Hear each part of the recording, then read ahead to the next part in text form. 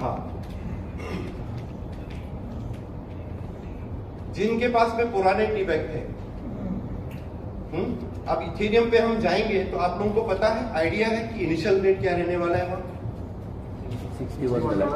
$61 से हम अब शुरुआत करेंगे अपने सिस्टम में, $61 से।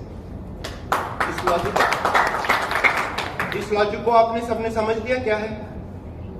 नहीं क्या होगा, कैसा होगा, ये क्यों हुआ, ऐसा क्यों करना था? ठीक है, मैं बताता हूँ। जब हमने वेब20 से अपना नेटवर्क शुरू किया था पिछले सितंबर अगस्त से, तो $1 से शुरू हुआ था।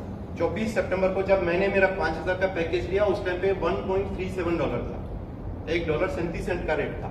मुझे आज भी याद है 3721 टी बैग में मेरा एक टॉपअप लगा था। 4000 टी बैग लगे थे मुझे मेरा टॉपअप लगाने के।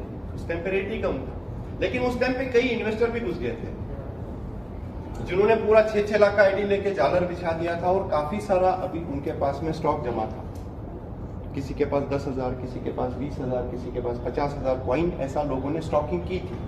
और अभी आप देख रहे हो 1.5-2 महीने से बिजनेस बढ़ भी रहा है, लेकिन कॉइन का रेट ही नहीं बढ़ रहा। क्या हो रहा है? बिजनेस बढ़ रहा था लेकिन कॉइन का रेट बढ़ नहीं रहा था। क्यों? क्या हो रहा था? जैसे हम लोग यहाँ लिक्विडिटी बढ़ाते थे, लोग ज्वाइनिंग करते थे, लिक्विडिटी बढ़ती, लेकिन जिनके पास अब स्टॉकिंग थे ना, वो ब्लॉक ओरा के साथ में खेल खेल रहे थे। वो फटाक से अपना माल बेचते थे, वापस हम आते थे, फिर वही 18, फिर वही 17, फिर वही 19, फिर हम उठते, फिर वो बिठाते, फिर वो उठते, फिर बिठाते। और कोशिश क्या कर रहे थे वो, जैसे रेट बढ़ती थी तो बेचते थे, और जैसे नीचे आती थी ना तो वापस उठाते थे। क्योंकि जैसे वो जिसने 21 में बेचा, उसने 19 में वापस आया, तो उसको 19 में उठाने में क्या दिक्कत है? समझ रहे हो ना? तो ये सब चल रहा था बहुत बड़े अच्छे लेवल पे, जो हमको अभी बढ़ने नहीं दे रहे थे। तो अगर इसी स्पीड से हम जाते ना, अभी तो $50 तो हम देखना मुश्किल था, $100 पे भी जाना मुश्किल था, क्योंकि वो सिस्टम के साथ में वो चालू हो रहा था। इसका एक ही इलाज था जो फिरोज भाई ने कैलकुलेशन लगा के कर दिया। इसका एक ही इरादा था कि 16 लाख कॉइन जो मार्केट में गई है, और जो बहुत सारे लोग, आप और मैं कैसे कमा रहे हैं बताओ? आप में से कोई आदमी है जो खेल के कमा रहा है कि मेहनत करके कमा रहे हैं? है ना? हम मेहनत कर रहे हैं तो हमें टी बैग मिल रहा है और हम कमा रहे हैं, ठीक है। लेकिन वो लोग क्या कर रहे थे? वो छेड़खानी से कमा रहे हैं, चालाकी से कमा रहे हैं। तो फॉर्मूला क्या निकला कि जिसके पास में कॉइन्स है उसका वैल्यू चलेगा उसके पास में $16 का। कितना? $16। और इथेरियम पे हम उसका कॉस्ट, इनिशियल कॉस्ट रखेंगे $61, क्योंकि अब ये आइडिया था कि मार्केट से कॉइन्स हमको रिवर्स कराना है, क्योंकि जो स्टॉकिंग कर चुका है उसका स्टॉक उसके पास रहेगा, वो हमको आगे कभी नहीं बढ़ने देगा। तो वो माल अगर रिवर्स होता है, वापस सिस्टम के पास आता है, तो टेंशन फ्री। समझ गए? वापस रिपीट करूं सर? अभी तो उल्टा हो सकता है। वापस रिपीट करूं? पहले पूरा मुझे बोलने दो, फिर क्वेश्चन करें, क्योंकि हो सकता है उस क्वेश्चन का आंसर अगले बार। ठीक है, समझ गए कि वापस रिपीट करो। 16 लाख कॉइन जो गया था मार्केट में, उसमें कई सारे लोग बड़ा स्टॉक लेके बैठे थे, और वो सिस्टम में बाई सेल करके आज कमा रहे हैं। हम मेहनत करके लिक्विडिटी बढ़ा रहे हैं, वो खेल के लिक्विडिटी को वापस करके अपना पैसा बना रहे हैं। अब इसका इलाज क्या है? क्योंकि हमें रुकना यहां नहीं है, हमको आगे बढ़ना है। उसका एक ही इलाज था कि कॉइन्स को डब्बे के अंदर वापस खींच के ले आना। तो सर ने फॉर्मूला निकाला, जिसके पास भी जितना कॉइन्स है, भले मेरा पास 10 लाख का कॉइन, क्योंकि मैं भी तो हूं ना उस सिस्टम में, तो मेरे पे भी अप्लाई है, हर किसी पे अप्लाई है। ठीक है, 4000 कॉइन मेरे पास है, इसका $16 का वैल्यू मिलेगा। मान लो ये 10 लाख हो गए एग्जाम्पल, तो ये कॉइन कन्वर्ट हो जाएंगी अब कब, कहा? इथेरियम। और इथेरियम का रेट कितना रहेगा? तो 4 गुना रेट मुझे मिल रहा है वहां। उसका मतलब क्या हो गया?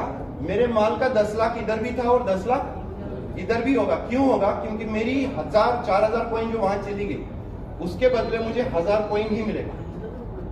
कितना मिलेगा? 3000 कॉइन मेरा उठ के वापस चला जाएगा सिस्टम के अंदर। लेकिन मुझे वैल्यू का नुकसान हुआ क्या? नहीं। मेरे पास 10 लाख का माल था, मुझे 10 लाख ही मिला। वैल्यू को किसी को डिग्रेड नहीं किया गया। आपके पास 1 करोड़ था, 1 ही करोड़ है, 10 करोड़ था, 10 करोड़ है, 20 करोड़ था, 20 करोड़ है, 10,000 था, 10,000 ही है। वैल्यू किसी का डिस्ट्रीब्यूट नहीं है। लेकिन कॉइन, इससे क्या हो गया? सिस्टम के अंदर अब 75 कॉइन्स हम वापस जिंदा हो गए। क्या हो गए? सिस्टम वहीं से चालू हो गया जहां से हमने चालू किया था। अब छेड़खानी नहीं होगी, क्योंकि जो 10,000 पॉइंट लेके खेल रहा था ना बाजार में, उसके पास बचा क्या? 2500 पॉइंट। अब नहीं खेल पाएगा। अब उस लेवल पे हमसे वो नहीं खेल पाएगा जिस लेवल से वो पहले खेल रहा था। समझ गए? तो यहां से अब हमारा टेक ऑफ शुरू होगा। हम कॉन्फिडेंस से आज क्यों बोल रहे हैं कि हम 500-1000 पे आप जा सकते हैं? क्योंकि आप यहाँ डंपिंग नहीं हो पाएगा। जो लोग सिस्टम में बड़ा माल लेके बैठे थे और सिस्टम में वो कर रहे थे, अब 61 से शुरू होगा। ये रुकने का नाम अब नहीं लेगा। जिस तरह से $1 से $41 का ऑक्सीजन मिल गया, समझ गए आप? इसी तरह से आप सोचो $61 से आप कितनी बड़ी जंप हम लगा सकते हैं। तो पूरा सिस्टम रिसेट होगा और पूरा सिस्टम रिफ्रेश हो जाएगा। जो डब्बे से माल बाहर जा चुका था वो डब्बा वापस भर गया, क्योंकि सारा कुछ डिपेंड आज किस पे है? किस पे डिपेंड है? हम सब लोग किस पे डिपेंड है आज? हम जो स्टेकिंग लगा रहे हैं वो स्टेकिंग का कॉइन कहां जा रहा है? डेफी। और डेफी अगर कमजोर हो गया, उसका डब्बा ही खाली अगर हो गया, तो क्या हो गया? हम भी सड़क पे, इन्वेस्टर भी सड़क पे। तो मजबूती किसकी रहनी है? डेफी का गला अगर मजबूत रहा, अगर उसके अंदर स्टॉक रहा, उसके अंदर ताकत रही, तो हमारा इन्वेस्टर भी जिंदगी में कहीं नहीं हिलेगा और हम लोग भी कभी जिंदगी में। तो ये लॉजिक जो हमने किया, ये लॉजिक अगर हमारा फिरोज भाई का कैलकुलेशन अगर नहीं होता, उनको अगर मार्केट का एक्सपीरियंस नहीं होता ना, क्योंकि उनको सब पता है। कल आपने थोड़ा बहुत एग्जाम्पल समझा होगा। ऐसा दुनिया का कोई खेल नहीं है जो उसको नहीं पता कि लोग खेलते कैसे हैं, मार्केट को लोग चलाते कैसे हैं, क्या क्या गड़बड़ चलती है मार्केट के अंदर, वो गड़बड़ का मास्टर है वो। अभी सहारा में जो हमने ये किया ना प्रोग्राम, वहां पर एनएससी बीएससी का डायरेक्टर बैठा था, जिसने 10 साल एनएससी बीएससी को दी एज ए डायरेक्टर। उसने आखिरी में उठ के एक ही बात बोला, बोले आज इस आदमी ने हमारे सारे कपड़े उतार लिए।